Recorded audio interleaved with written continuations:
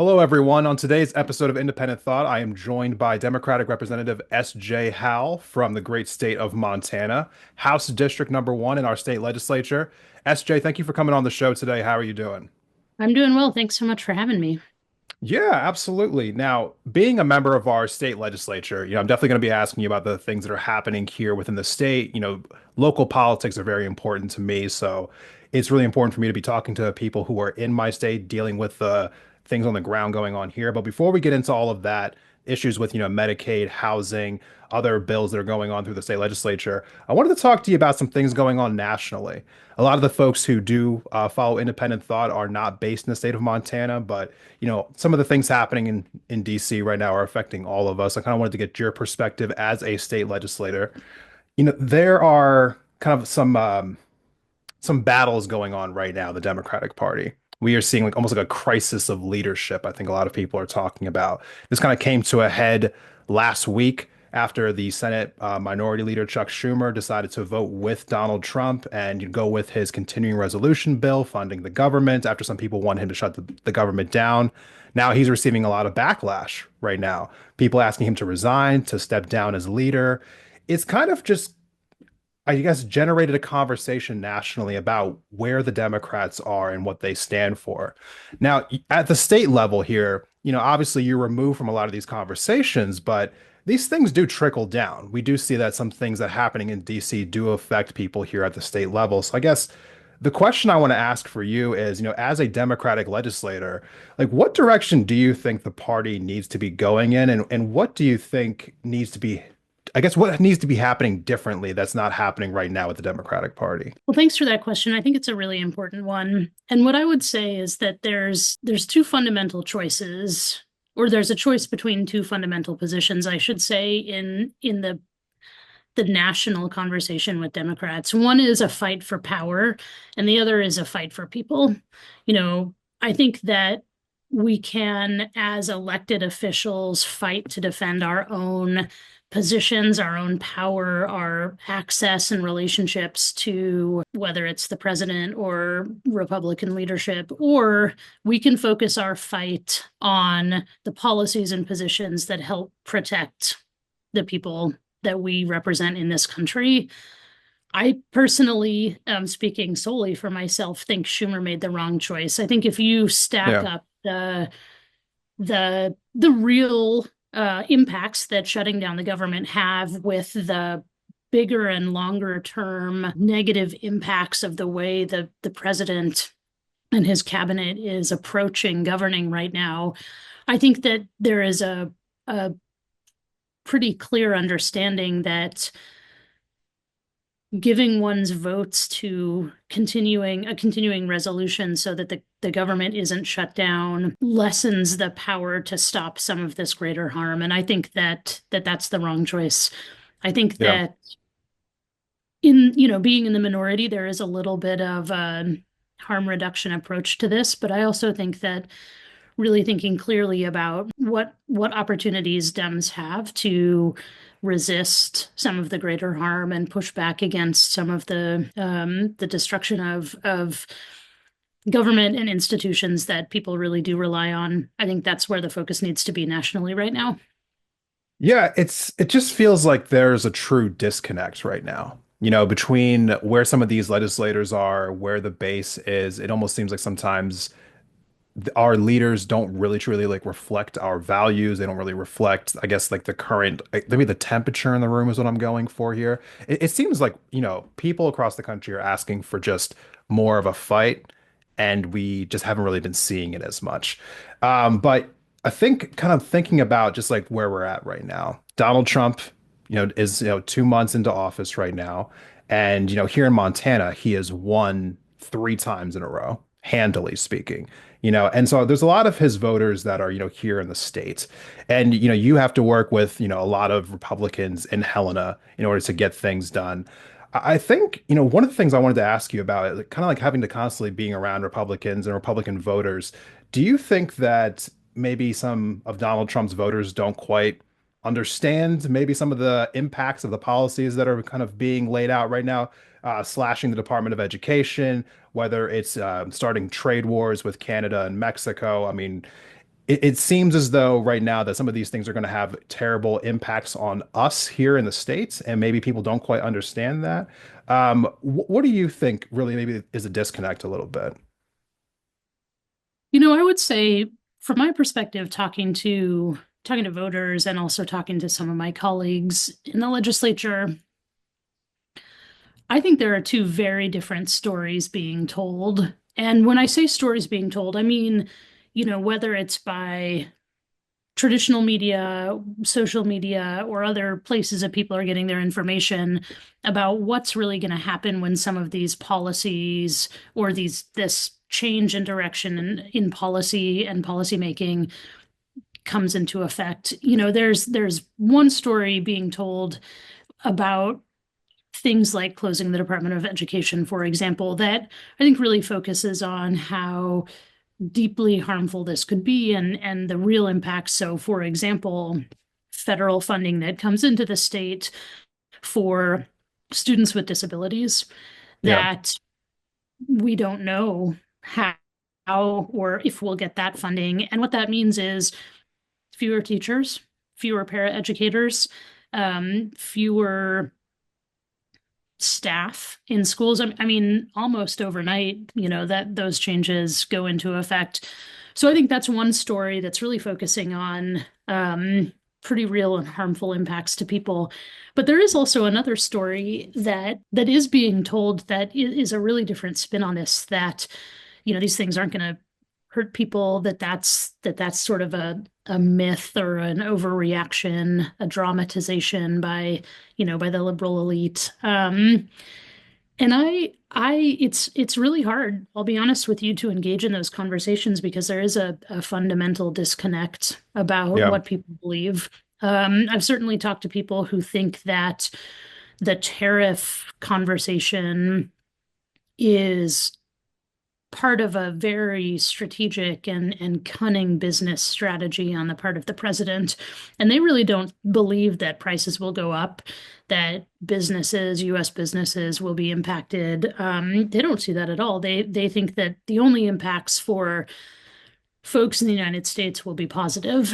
And right, I that's not my perspective on it. That's not my understanding of how tariffs work, nor of what the larger impact on trade and the global economy that tariffs like this have. So I think that there is still, as hard as it is to believe this, I think there's still a wait and see sort of position here where there are some folks who I am not sure they will move from their position until they are personally impacted right. in some sort of way. Yeah, it's hard to say. I've wondered for a long time what it might take in order for Trump's popularity to shrink. It seems like it just never will. I mean, I guess maybe time will tell if maybe it finally will this time around. But kind of transitioning to what's happening here in Montana, there are, a slew of, bills going through the legislature right now. I want to go back a couple weeks though. Recently, there were a couple of anti-trans bills that were on the floor of the House that were defeated in order for them to be defeated, Republicans had to cross the aisle and vote against them as well, a few of them anyway. I was wondering if you could just walk us through that a little bit. What exactly were these bills trying to do? I guess like how were they worded to make it maybe seem like they were different than what they were actually trying to do? And how exactly I guess, were Democrats, and particularly like, did you have any conversations with Republicans that maybe kind of like swayed some of them to vote against some of these bills? Sure. Well, so I'll tell you a little bit about the two bills in particular. Yeah. There was one bill that was aimed at drag shows, Yeah. and the bill functionally created what we call a private right of action, which is the ability to sue for anybody who saw a drag show, even if somebody, an adult, willingly went, paid $5 at the door, went to the drag show. Years later, they could decide that they were injured. And of course, emotional injury could include, I've decided that I was offended by that. And they could sue the performers, the venue, the city who issued a permit, anyone who is involved. Wow. The bill also included definitions of drag and of drag performers, which were, I'm honestly not really sure how to describe them to you. They were hyperbolic in the extreme. I mean, Yeah. if you went to, Chat GPT and said, write me extreme anti-trans definition of drag, make it worse, make it worse, make it worse. I think that's what you'd end up Oh with my in those God.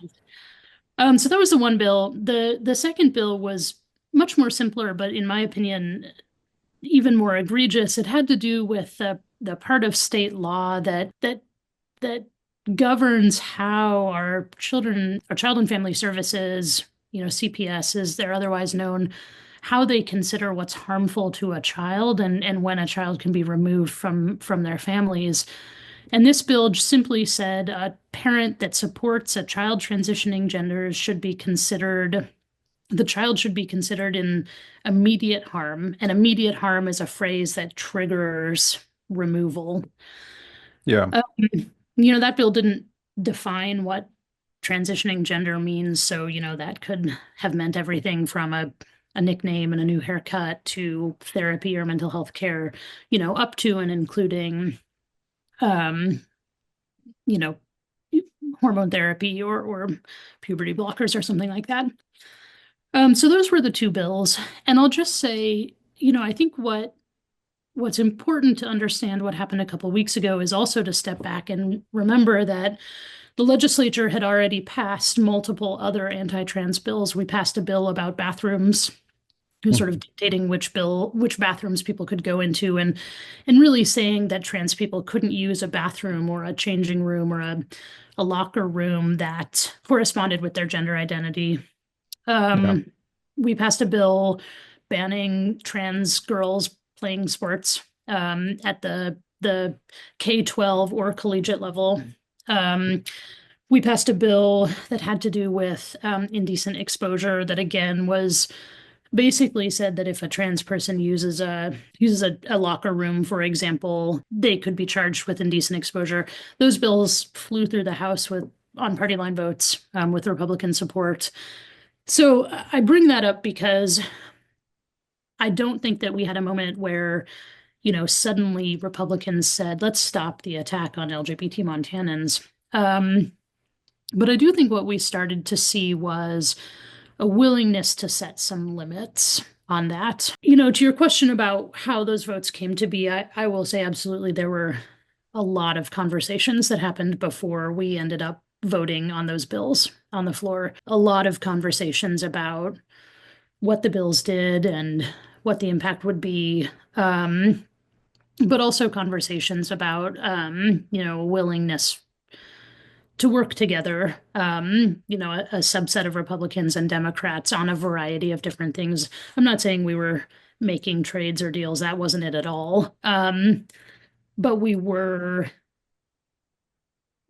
talking about the importance of finding common ground and focusing on what Montana needs right now. Yeah. Um, so that's really sort of the context or the backstory of those two bills going down on the floor. A little bit of a follow-up question here. I'm not a member of the trans community. I'm straight cis male. I don't I hear sometimes like the phrase erasure, coming up when it comes to talking about Republicans, and some of these bills they're trying to pass. They're not just the state here in Montana, but several state legislatures around the country. I just want to know from your personal perspective, do you feel like some of these bills kind of are coming across that way to you and just like how, I guess, extreme some of them feel, like how they're targeting the community specifically?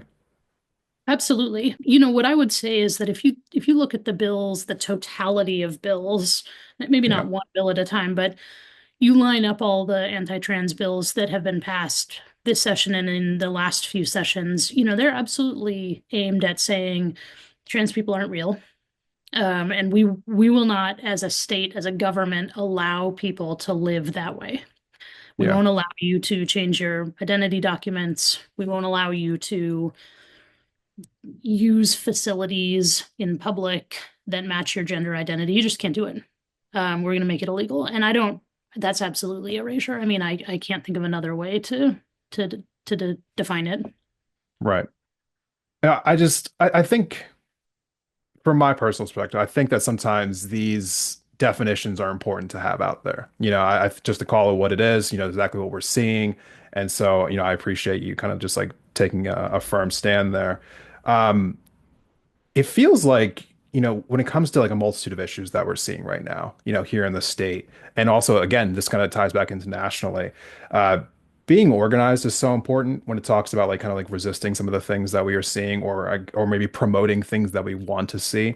You had mentioned to me that, like you are involved in organizing efforts. And I think right now that is just it has to be in my mind one of the top priorities. I'm seeing, especially again at the national level, seeing rallies this last, few days where, AOC and Bernie are kind of like going around Vegas and Phoenix and Denver, pulling in tens of thousands of people. It's obvious that people want to kind of rise up and get involved in something. So I get from your personal perspective, why is organizing so important, and what kind of organizing efforts are you involved in, I guess, outside of your job at the Capitol? I really appreciate that question. What I would say is that personally, from my experience as a legislator, Yeah. grassroots organizing and grassroots resistance is one of the most important parts of the political process. There are there are so many people and forces involved.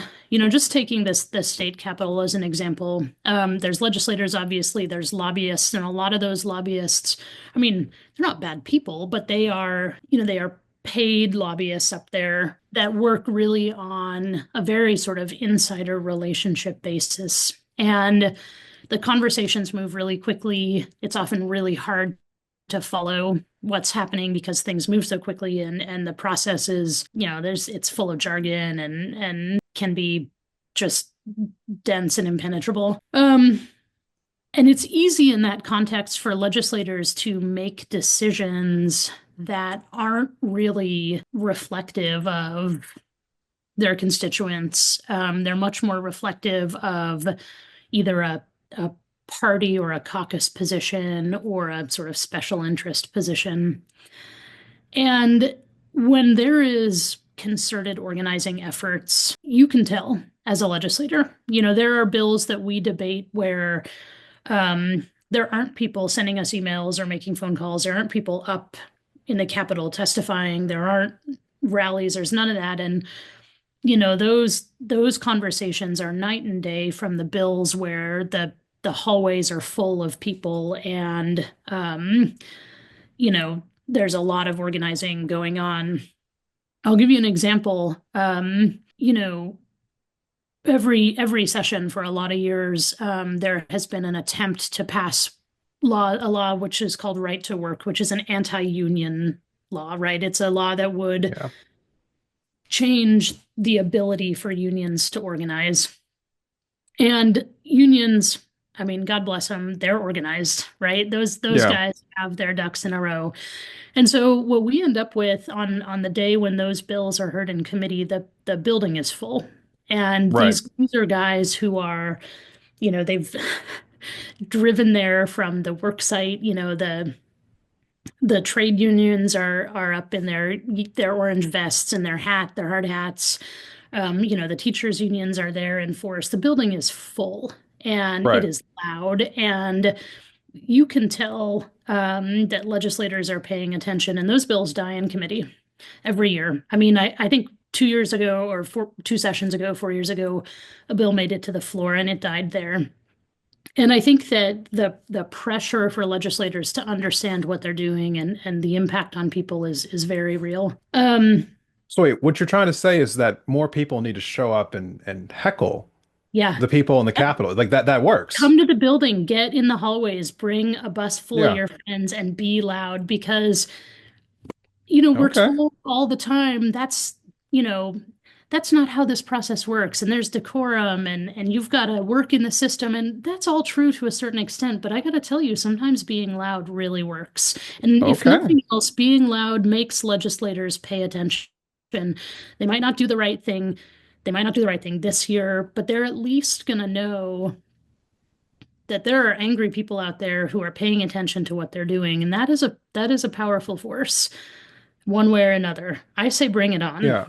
I I know a lot of people are angry about quite a few things in Montana, but I think particularly to some degree, I feel as though unless you're, very well off, you are very upset about the current state of the housing market. I talk about this all the time. I cannot stop talking about housing because it feels like it is like if unless you are a wealthy homeowner, because even if you're like a middle class homeowner, you're still kind of getting crushed to a degree. Everyone's getting crushed right now. It keeps getting more and more expensive to live in our state. And I feel like every time I talk to somebody about this, they keep saying, well, the real power kind of, resides with the state legislature. And so I guess what I'm wondering is what can the state legislature do that it hasn't been doing? Because our housing prices are shooting through the roof. No one can really keep up with the affordability of living in this state. And that's also on top of the fact that people do take a discount to live in Montana, right? I mean, like you could probably, in most professions, move to a different state and make more money. People stay here because they love this place and they want to build a family here. They want to, stay here for their whole lives, right? But now that's getting even harder to do.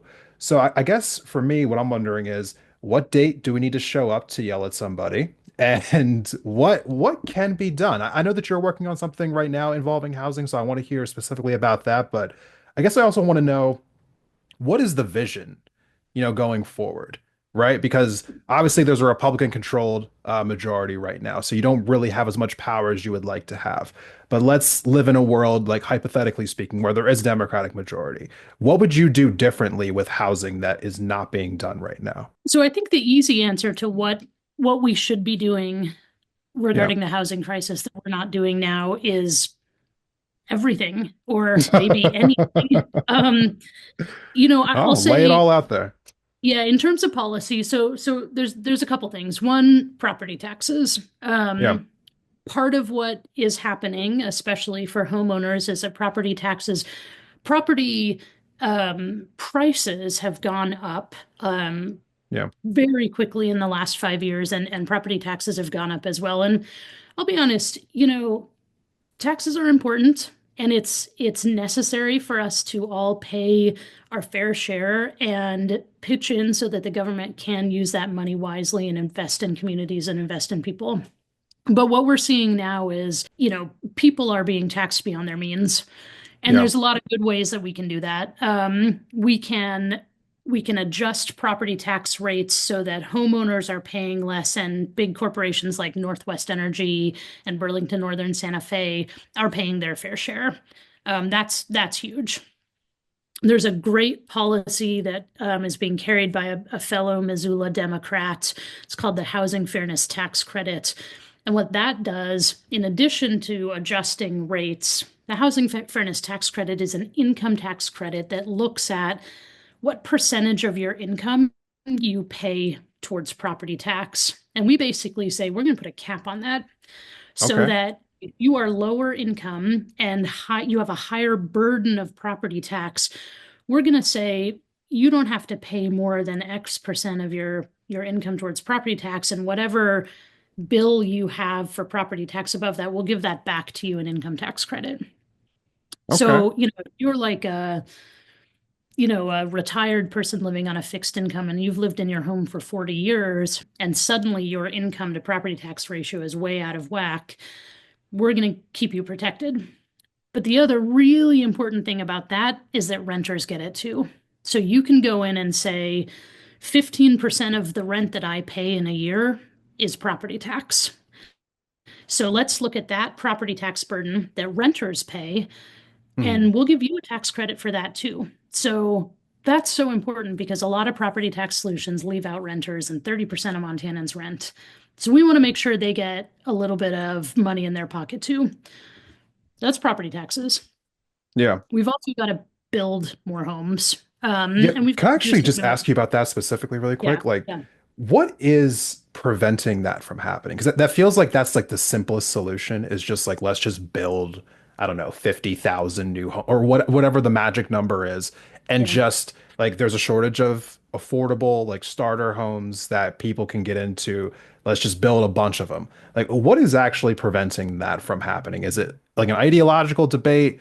Is it lobbyists roaming the halls of the Capitol saying like, no, we don't want that? Like what is actually keeping that from happening right now?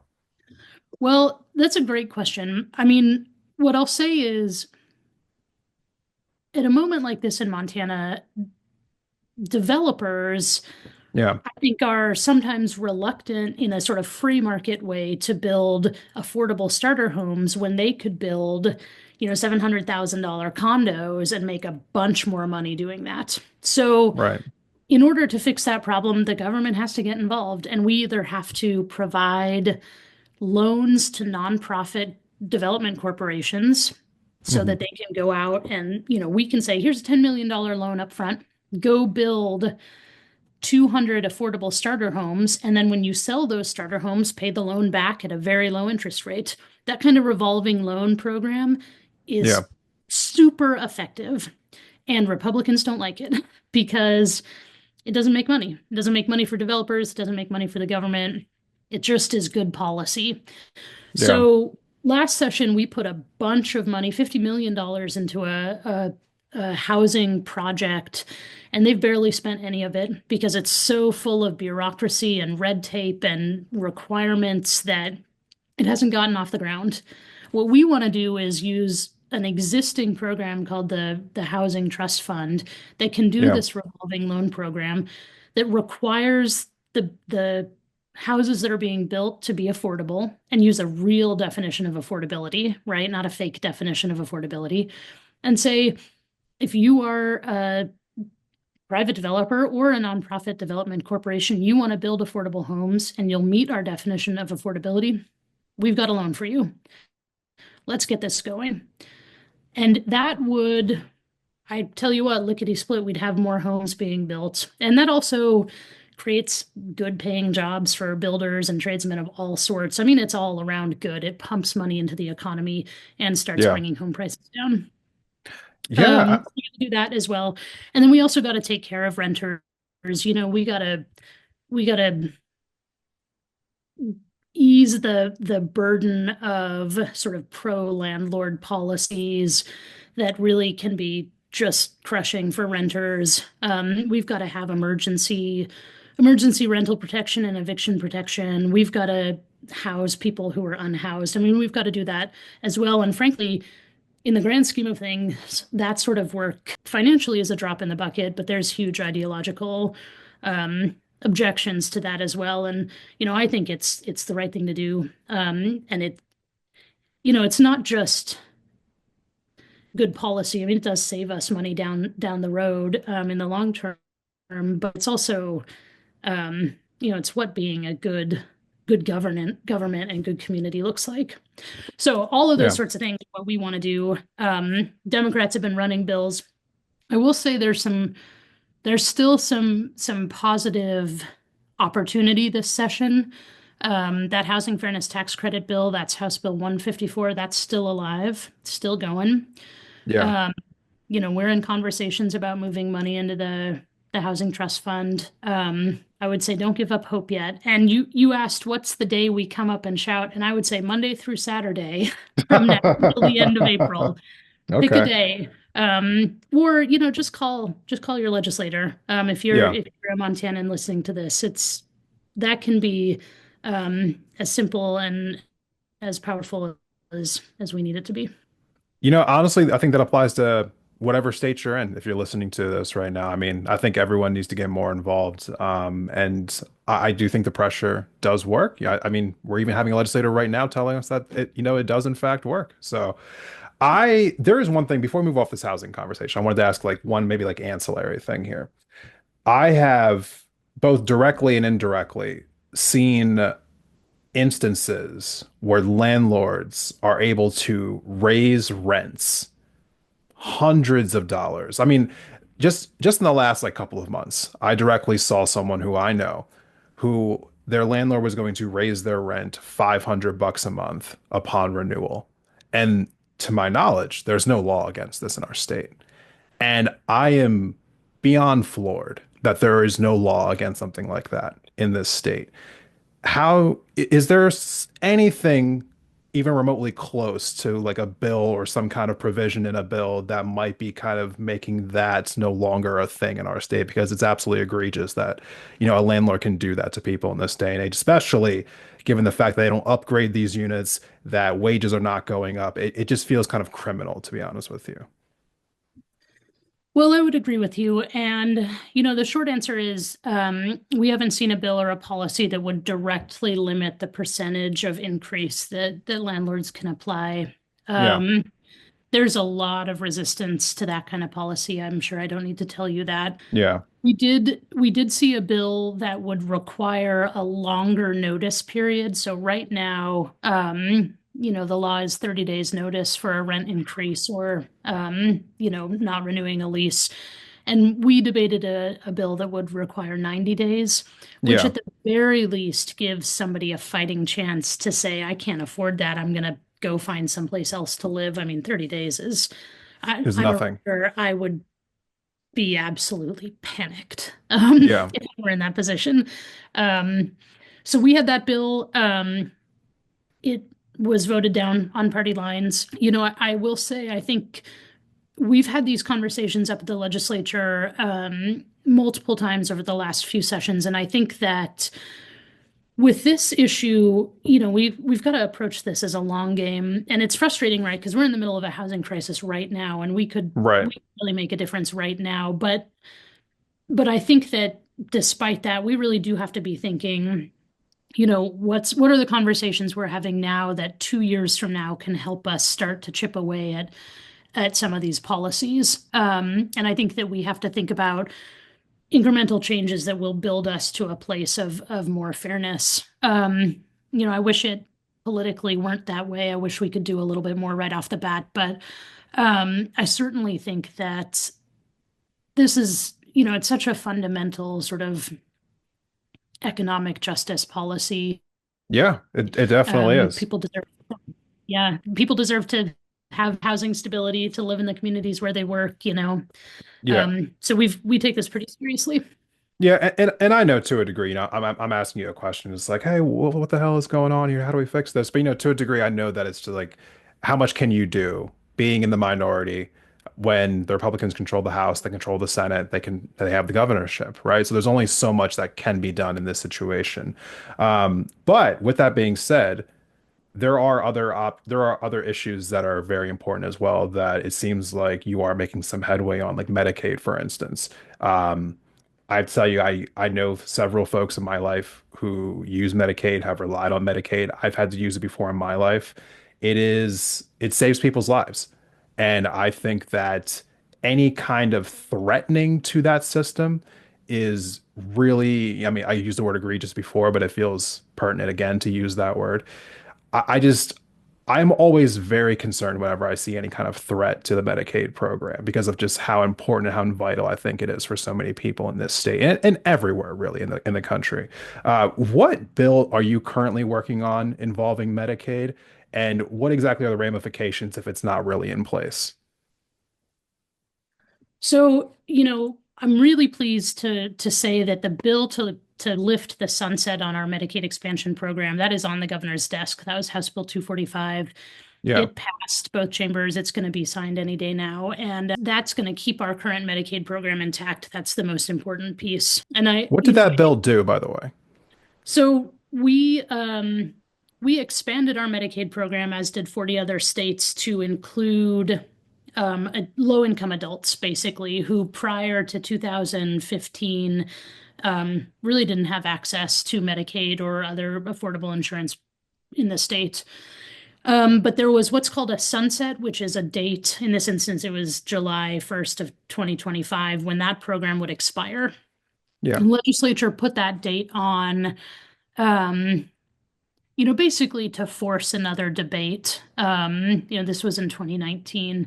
And what we had to do is go in and remove that expiration and say the program is permanent. It's not going away. That's what that bill does. Okay. And, what I would say is it's about time that this program is permanent and is considered law of the land. This is crucial for thousands and thousands of Montanans. And, I will say that win, which, House Bill 245 flew through the legislature. The governor has it on his desk to sign.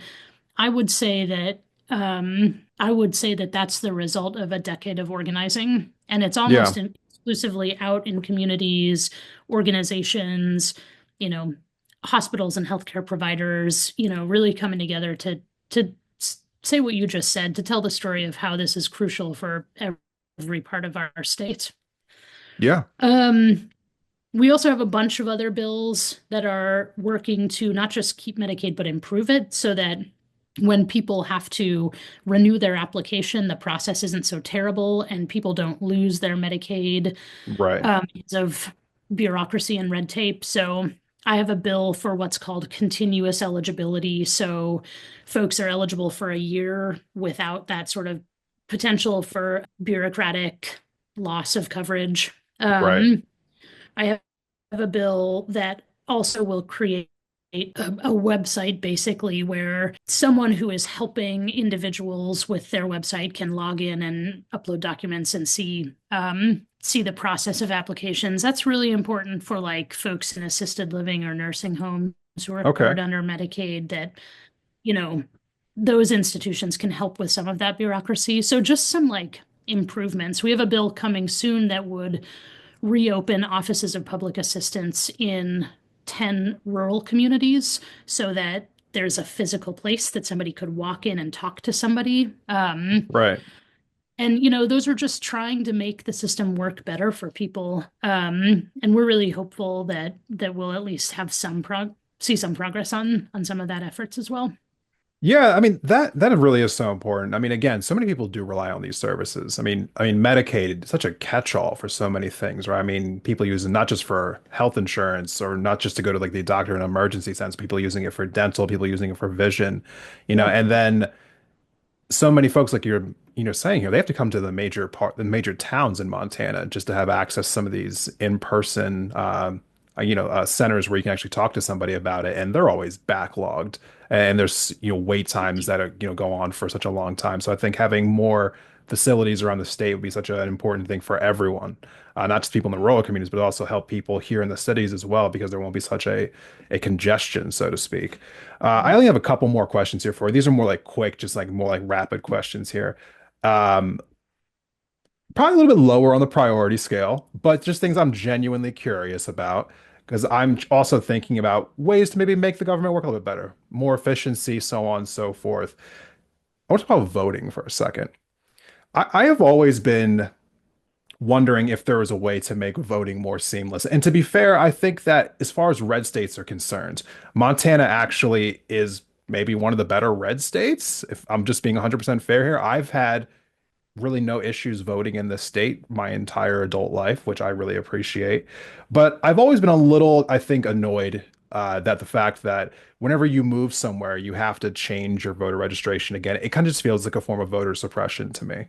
And I'm in the kind of the camp where I want to remove as much voter suppression as humanly possible because I think more people should be able to vote as easily as humanly possible.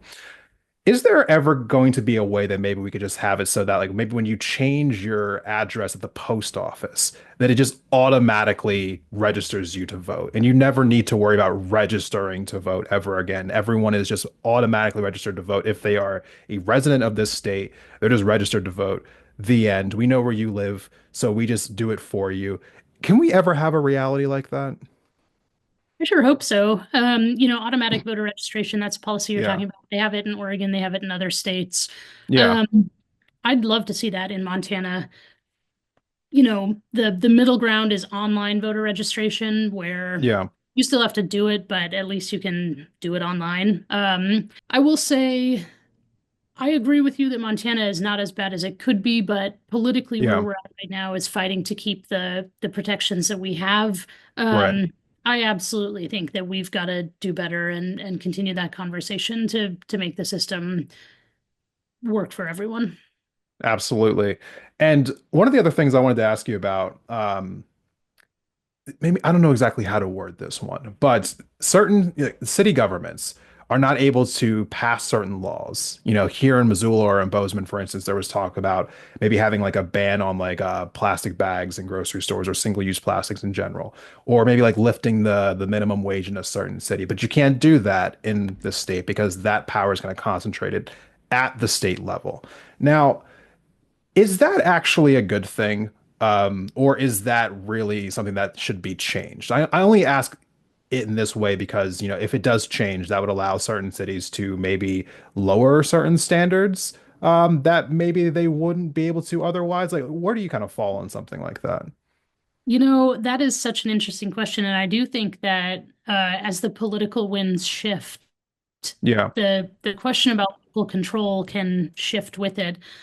I think that I'm in favor of local control. yeah, I think that municipalities want to be responsive to the needs of that community. They should be able to do that.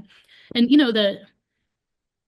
the old political saying is the closer the government is to the people, the better it works. And by that thinking, municipal government should yeah, be allowed to be responsive to the needs of their constituents.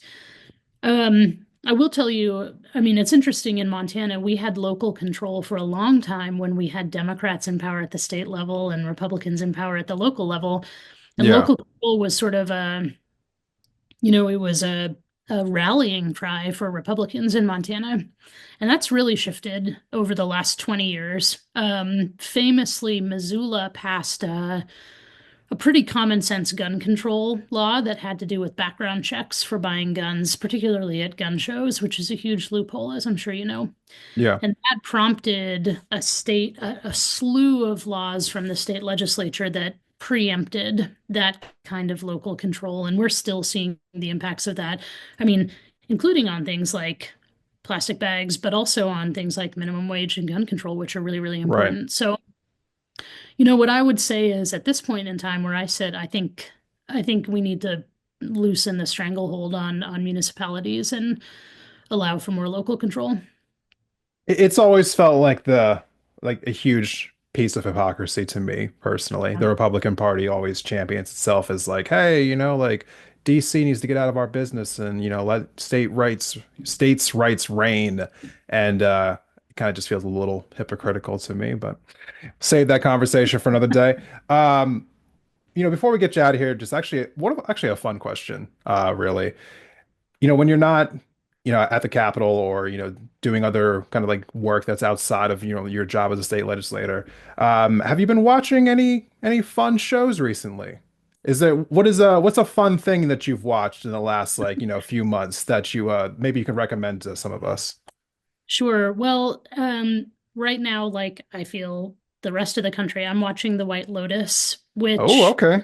is a nice little window into how the other half lives, I guess. It's always interesting to watch Yeah, that. I did watch n none of this is particularly like highbrow or anything, but I watched right. Black Doves, which was a British sort of political government spy show with I've Keira never even heard of Knightley. it. Okay. Well, I recommend it. It also, I mean, maybe I'm exposing my nerd side a little bit too much, but it also was like uh Yeah. spycraft in government, which is always kind of fun to think about. But Yeah. that was a great one. Okay. Well, I just think it's important to actually just talk about something that's like fun in these conversations. Yeah, Politics drains the life out of, I think people sometimes trying to stay constantly engaged. So I think sometimes it's important to find some more of the humanizing things that connect us all, right? So, 100%. SJ, I really appreciate you coming on today and having this conversation. You're welcome back on anytime. Thank you so much for coming on and chatting with us. For those who might want to just like kind of like follow you on social media or maybe somewhere else, like where's the best place to kind of like I guess follow along with you and your work in the legislature, or maybe if they want to get in contact with you, how can they, follow you online?